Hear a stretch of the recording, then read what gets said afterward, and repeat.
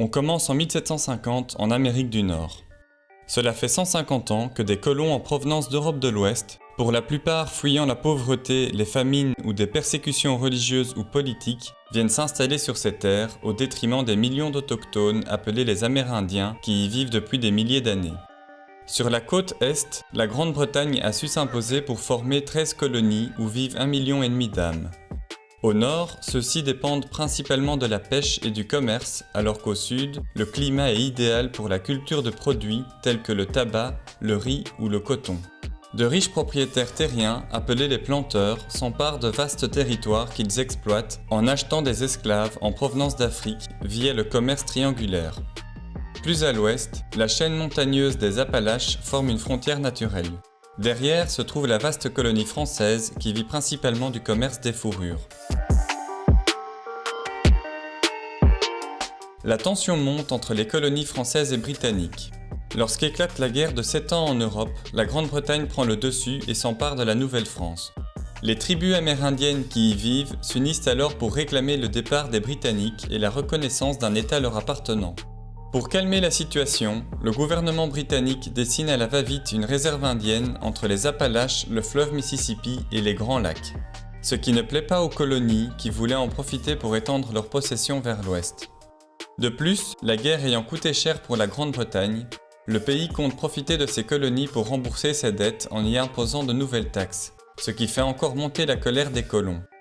À Boston, pour protester contre les taxes imposées sur le thé, des colons déguisés en amérindiens grimpent à bord des navires de la Compagnie britannique des Indes orientales pour jeter les cargaisons de thé à la mer. Alors que la situation est tendue, des représentants de 12 colonies se regroupent à Philadelphie pour organiser le premier congrès continental. Ils y décident d'imposer un boycott des produits britanniques. L'année suivante, la guerre d'indépendance éclate. Elle oppose les insurgés, aussi appelés les patriotes, aux Britanniques et aux loyalistes. Le 4 juillet 1776, le second congrès continental proclame l'indépendance des États-Unis d'Amérique. La France y voit une opportunité pour venger sa défaite lors de la guerre de 7 ans. Ayant investi massivement dans sa flotte militaire, le pays a les moyens de concurrencer la Royal Navy. Le pays s'allie aux patriotes. L'Espagne et les provinces unies des Pays-Bas entrent à leur tour en guerre contre la Grande-Bretagne. En 1783, les patriotes l'emportent, contraignant les Britanniques à reconnaître l'indépendance du pays. Les États-Unis reçoivent les territoires jusqu'au Mississippi, alors que l'Espagne s'empare de la Floride. C'est la première fois qu'une colonie européenne obtient son indépendance. Le pays se dote d'une constitution fondée sur une séparation stricte des pouvoirs. Le pouvoir législatif, formé par le Congrès, vote les lois et les budgets. Le pouvoir judiciaire, avec la Cour suprême, fait respecter la Constitution. Et enfin, il y a le pouvoir exécutif avec un président des États-Unis, chef du gouvernement. D'autre part, les 13 États conservent leur souveraineté avec leur propre constitution et leurs gouverneurs. Il est décidé de construire la nouvelle capitale du pays, Washington, le long du fleuve Potomac.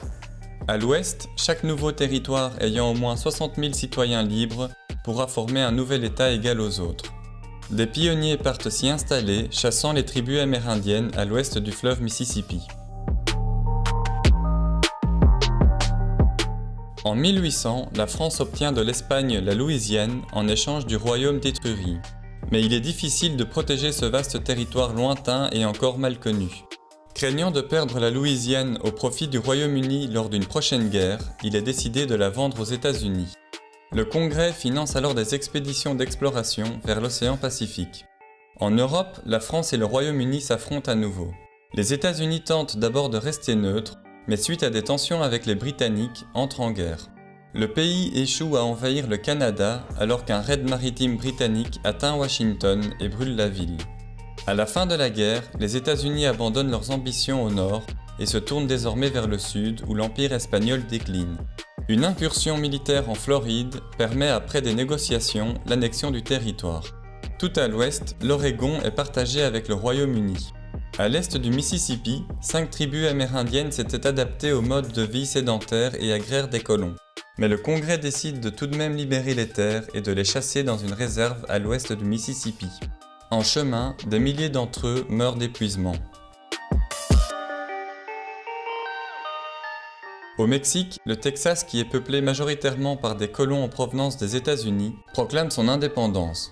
Après une guerre, la République du Texas est créée et, en 1845, est annexée aux États-Unis. Mais la frontière étant mal définie, les deux pays entrent en guerre. Les États-Unis l'emportent et en profitent pour annexer le Nouveau-Mexique et la Californie, où la découverte d'or provoque une ruée qui attire des centaines de milliers de pionniers de toutes origines. La voie terrestre étant compliquée et dangereuse, des fonds privés investissent dans la construction d'un chemin de fer au Panama.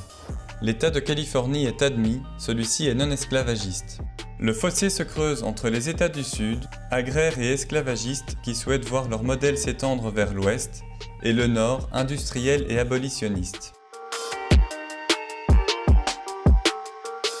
En 1860, Abraham Lincoln, hostile à l'esclavagisme, est élu président du pays. En réaction, les États du Sud font sécession un à un et se réunissent pour proclamer la création des États confédérés d'Amérique. Commence alors la guerre de sécession qui oppose les unionistes du Nord aux confédérés du Sud.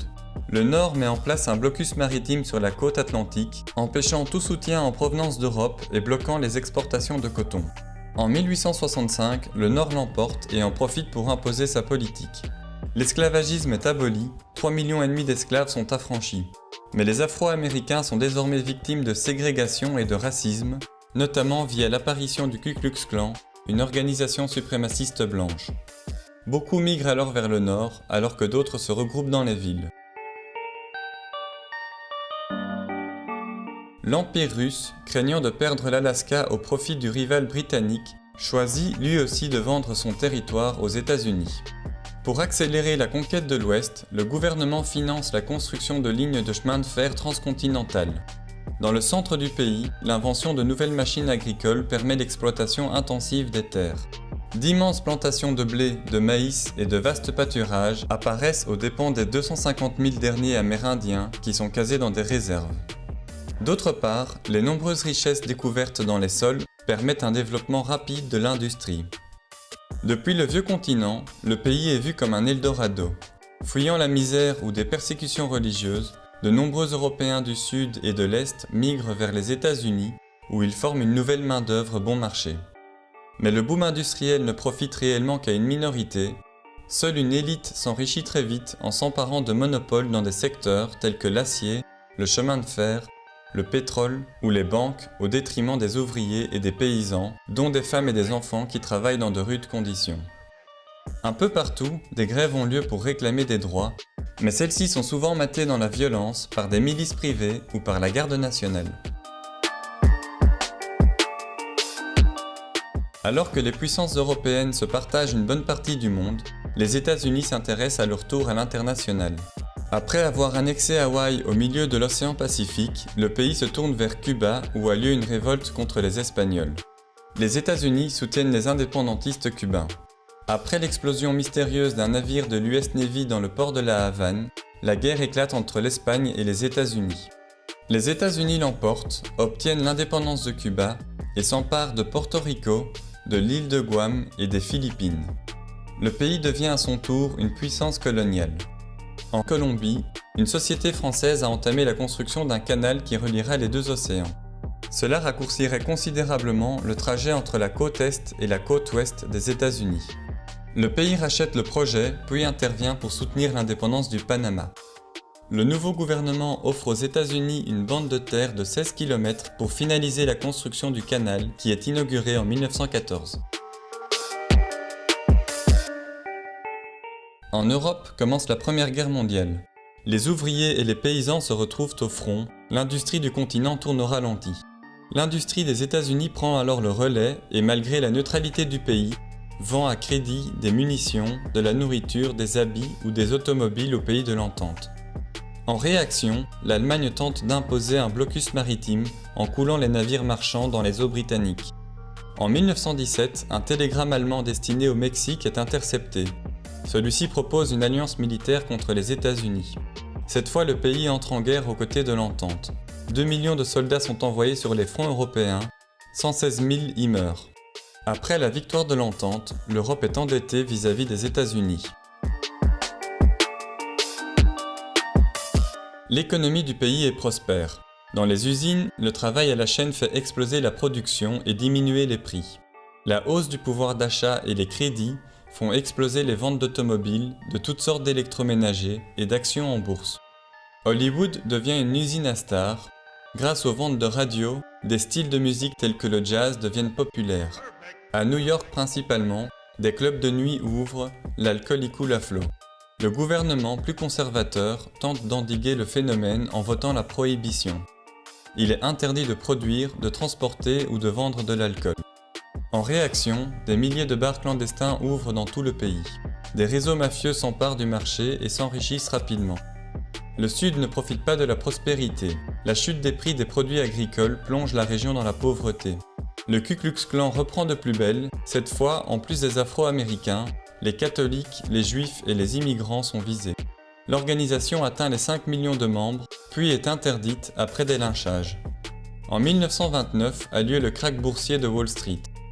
L'économie du pays s'effondre. En quelques années, les faillites des entreprises et des banques poussent un quart de la population active au chômage. Alors que la prohibition est annulée, des mesures sont prises pour tenter de relancer l'économie et d'améliorer les conditions de travail. En Europe éclate la Seconde Guerre mondiale. Les États-Unis, bien qu'officiellement neutres, se préparent à la guerre en remettant le service militaire. De plus, le pays vend des armes principalement au Royaume-Uni et à l'URSS. Dans l'océan Pacifique, pour freiner l'expansion du Japon impérialiste allié à l'Allemagne nazie, les États-Unis imposent au pays un embargo sur l'acier et le pétrole. En réaction, le Japon attaque par surprise le port militaire de Pearl Harbor, obligeant les États-Unis à rentrer en guerre. Le pays se lance secrètement dans un programme de recherche afin de créer la bombe atomique. En 1945, les Alliés viennent à bout de l'Allemagne. L'URSS et les États-Unis s'unissent ensuite contre le Japon. L'invasion terrestre des Soviétiques et les 2 bombes atomiques envoyées par les États-Unis sur les villes d'Hiroshima et de Nagasaki obligent le Japon à capituler à son tour. À la fin de la guerre, les États-Unis soutiennent la création de l'ONU, dont le rôle premier est de maintenir la paix et la sécurité dans le monde. L'Europe est en ruine et épuisée par la guerre. Les États-Unis et l'URSS sont désormais les 2 grandes puissances mondiales. Après la Seconde Guerre mondiale, l'URSS et les États-Unis jouent de leur influence en Europe. Les États-Unis sortent le portefeuille avec le plan Marshall, alors que l'URSS soutient la montée au pouvoir de gouvernements pro-communistes dans les pays de l'Est. Le vieux continent se retrouve divisé par le rideau de fer. L'URSS et les États-Unis se lancent dans une guerre froide, c'est-à-dire sans affrontement direct, mais avec une course à l'armement. Les États-Unis, étant épargnés par les ravages de la guerre, ont une avance industrielle, économique et militaire. À l'intérieur du pays, les fonctionnaires fédéraux sympathisant aux idées communistes sont licenciés, alors qu'Hollywood devient un moyen de propagande anticommuniste. À l'international, le pays entame une politique interventionniste. Il s'agit d'endiguer à tout prix l'expansion du communisme. Le pays intervient, notamment en Grèce, en Chine, puis s'engage militairement en Corée et au Vietnam. L'URSS, de son côté, investit massivement afin de rattraper son retard. Après avoir à son tour développé l'arme atomique, le pays est le premier à envoyer un satellite en orbite, puis surenchérit en envoyant le premier homme dans l'espace. Les États-Unis lancent alors le programme Apollo afin d'être les premiers à fouler le sol lunaire. À Cuba, une tentative de renverser le nouveau gouvernement communiste échoue. L'URSS en profite pour s'allier au pays et y installer des missiles nucléaires en direction des États-Unis. Alors que la tension atteint son paroxysme, au bord d'une nouvelle guerre mondiale, un accord est finalement trouvé, l'URSS se retire de l'île. Aux États-Unis, de plus en plus de mouvements en faveur des droits civiques prennent de l'ampleur, obligeant le pays à revoir sa politique sociale. Les Afro-Américains entament des actions non violentes afin de lutter contre la ségrégation. Les femmes qui sont de plus en plus nombreuses à travailler réclament plus d'égalité salariale. Les Amérindiens aussi revendiquent de pouvoir vivre dans de meilleures conditions. De plus, alors que le pays s'enlise dans la guerre du Vietnam, des mouvements pacifistes, étudiants et hippies réclament la fin de la guerre. En 1969, le pays envoie le premier homme sur la Lune.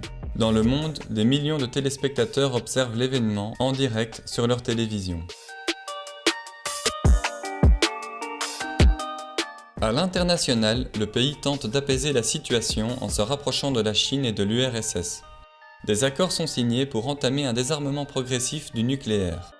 Au Moyen-Orient, le pays soutient Israël lors de la guerre du Kippour, ce qui lui vaut de subir un embargo sur le pétrole imposé par les pays de l'OPEP. Au Vietnam, après des négociations, les États-Unis retirent leur armée du pays. 2 ans plus tard, les communistes l'emportent, l'image des États-Unis est ternie. L'URSS en profite pour intensifier sa politique internationale. Le pays occupe l'Afghanistan. En réaction, les États-Unis soutiennent militairement les Moudjahidines. En Amérique centrale, le pays intervient aussi au Nicaragua et au Guatemala pour contrer les révolutionnaires communistes. En Iran, après une révolution, le pays devient une république islamique qui s'oppose à la politique des États-Unis. Ces derniers renforcent alors leur présence militaire au Moyen-Orient afin d'assurer la sécurité d'approvisionnement du pétrole. Côté soviétique, l'URSS a du mal à contenir les révolutions en Europe de l'Est. L'économie du pays se porte mal et malgré des tentatives de réforme, en 1991, l'URSS s'effondre, marquant la fin de la guerre froide. Les États-Unis sont désormais l'unique grande puissance mondiale. Alors qu'au sein du pays, la population réclame plus d'investissements pour lutter contre la pauvreté, la criminalité, les gangs et la drogue, le pays continue sa politique extérieure afin de devenir le gendarme du monde. Lorsque l'Irak envahit le Koweït, qui détient alors 9% des réserves de pétrole connues au monde, les États-Unis forment une coalition et neutralisent l'armée irakienne. Une liste des pays considérés comme voyous qui menacent la paix et la stabilité dans le monde est établie. Ceux-ci subissent des blocus et des embargos. Au Moyen-Orient, la présence militaire d'un allié d'Israël dans la région dérange les islamistes radicaux, dont le groupe terroriste Al-Qaïda à la tête duquel se trouve Oussama Ben Laden, un ancien allié de la guerre d'Afghanistan. Les installations des États-Unis sont visées par des attentats terroristes.